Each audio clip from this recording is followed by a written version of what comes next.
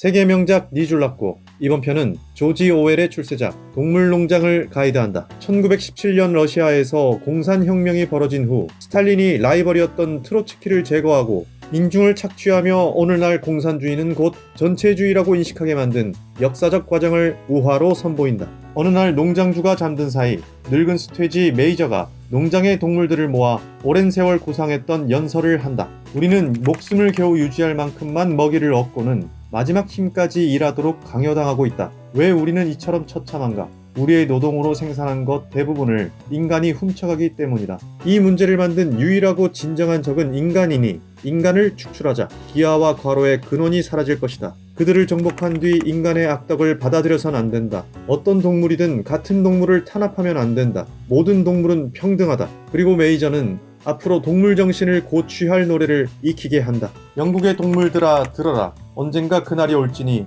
인간은 추방되리. 굴레가 사라지고 멍에가 벗겨지고 회초리는 더 이상 소리 없으리. 상상할 수 없던 많은 재산이 모두 우리 것이 되리. 그날 위해 우리 모두 일해야 하리니 자유 위해 모두가 힘써 일하리니. 이 연설은 19세기의 마르크스 혹은 20세기의 레닌을, 노래는 인터내셔널가를 연상시킨다. 유럽에 막 자본주의가 정착한 당시 자본가의 착취에 아무런 제약이 없었기에 노동자는 노예 수준의 삶을 살아야 했다. 이에 마르크스는 잉여가치의 착취 과정을 과학적으로 분석하여 자본론을 출간했고, 이것이 유럽 전역에 퍼져 러시아의 레닌이 혁명을 일으키는 사상적 기반이 되었다. 어느 일요일 농장주 존스가 술에 취해 잠들고 일꾼들이 사냥에 나간 바람에 동물들이 하루 종일 쫄쫄 굶었는데 이것이 봉기의 도화선이 된다. 눈이 돌아 곡식 창고를 터는 동물들을 막으려 했지만 도리어 역풍을 맞아 인간들은 추방당한다. 러시아 혁명 당시 지식인의 주도가 아닌 굶주림을 참다 못한 민중들의 우연하고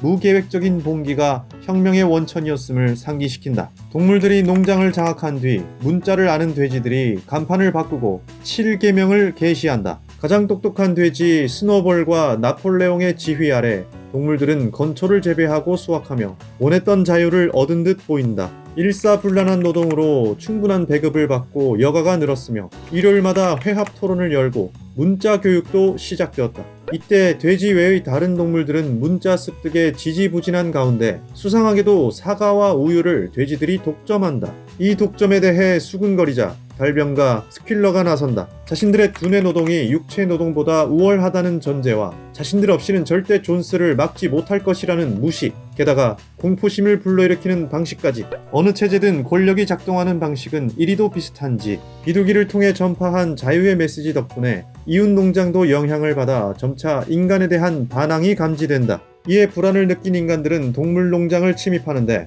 이미 대비를 해둔 스노볼의 전략과 동물들의 합심으로 물리친다. 스노볼과 복서가 무공훈장을 수여받고 이 전투를 소외양간 전투로 명명, 기념일로 제정한다. 영향력이 커진 스노볼이 주 3일 노동을 실현하기 위한 풍차 건설을 주장하자 나폴레옹은 그걸 만들다간 굶어 죽는다며 맞서고, 이로써 농장은 두 패로 분열한다. 이럴 때마다 더 악한 자가 비겁한 선수를 치는 법. 나폴레옹이 남몰래 키워둔 9마리의 개가 스노볼을 사납게 쫓아내고 나폴레옹의 1인 독재가 시작된다. 돼지들이 회합을 없애고 개들의 경호를 받으며 특별위원회를 조직하는 가운데 나폴레옹은 자신이 반대했던 풍차 건설을 추진한다. 이제 동물들에겐 복종만이 남았고 재배 노동에 더해 건설 노동까지 추가되었다. 동물들은 이제 존스 시절만큼이나 어려운 생활을 하게 되는데도 아무도 불평하지 못한다. 누군가 의아해할 때면 언제나 달병과 스퀼러가 독재의 명분을 선동한다.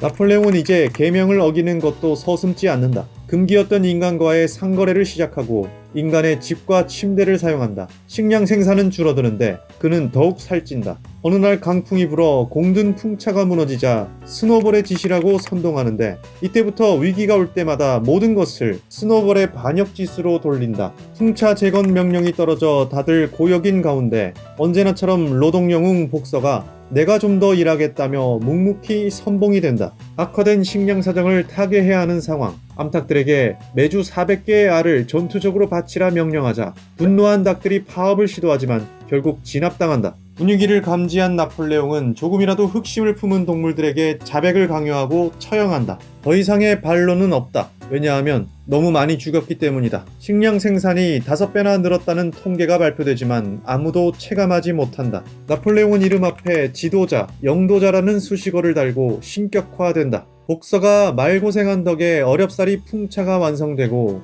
이제 기계를 구입하기 위해 목재를 이웃 농장 주인 프리데릭에게 팔기로 한다. 하지만 프리데릭의 지폐가 위조였음이 드러났고 인간들의 두 번째 습격이 발생한다. 1차 대전 이후 독소 불가침 조약을 깨고 쳐들어간 독일을 프리데릭으로 깨알같이 비유하고 있는 것이다. 실제의 독소 전쟁처럼 가까스로 농장을 방어했지만 풍차는 또 파괴되고 많은 사상자가 발생했다. 풍차에 인생을 바친 복서가 넋이 나간 와중에 승리 축포가 터진다. 이어 지하 창고에서 위스키가 발견되고 돼지들이 독점한다. 이제 어기지 않은 계명은 딱 하나, 두 발로 걷지 않기. 입벌구 스퀼러는 계속 생활지표가 나아졌다고 선동한다. 식량 배급이 더 줄었음에도 돼지들은 더욱 살찐다. 늙어버린 복서는 쓰러졌고 인간 마을로 후송되지만 실은 도살장에 팔려가는 것이었다. 그럼에도 실버타운을 약속받았던 복서는 아무 의심이 없다. 후송마차에 쓰인 도살장이란 글자를 읽을 줄 몰랐기에. 문자를 아는 벤자민이 진실을 알고 붕괴했으나 퀼러의 거짓말에 동물들은 또 속는다.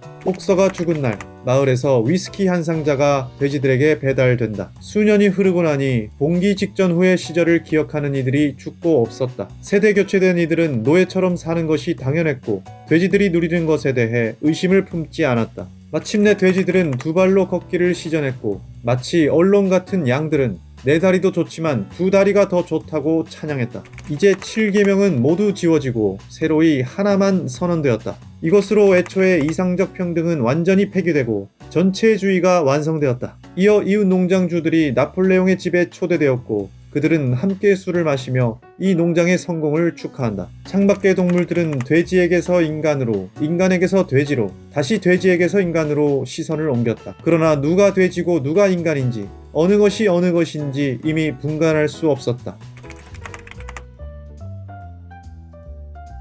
과연 동물농장을 소련 스탈린을 비판하는 우화로만 이해하면 되는 걸까? 스탈린 시대의 전체주의가 과연 그 공산주의만이 가진 문제일까? 독일 나치, 이탈리아 무솔리니, 모택동과 김일성, 심지어 한국 현대사의 독재기에도 전체주의가 도살이지 않았던가? 어째서 자유를 원한다는 민중들이 독재자를 추앙하고 자발적으로 복종하게 되는 것일까? 식민지 인도에서 경찰이 되었다가 현타가 와서 퇴사, 스페인 내전에 참전하며 자유를 위해 투쟁했던 작가는 스스로를 민주사회주의자라고 밝힐 만큼 평등주의자였다. 그는 그토록 평등을 주장하는 공산주의자들의 권력 싸움에 염증을 느끼고 결별했으나 평등 이상을 저버리지는 않았다. 다만 어떤 이상이라도 권력을 견제하지 못하는 시스템에서는 무조건 독재로 귀결하는 것을 알았고 뒤이어 소설 1984를 출판했다. 동물농장은 우리 역사에도 빗대어 볼 수 있다. 누가 독재자이고 누가 선동가인지, 누가 복종하다 버려진 자인지, 누가 독재자의 스피커로 살았는지, 삶의 모든 영역에서 개개인에 대한 지속적인 지배.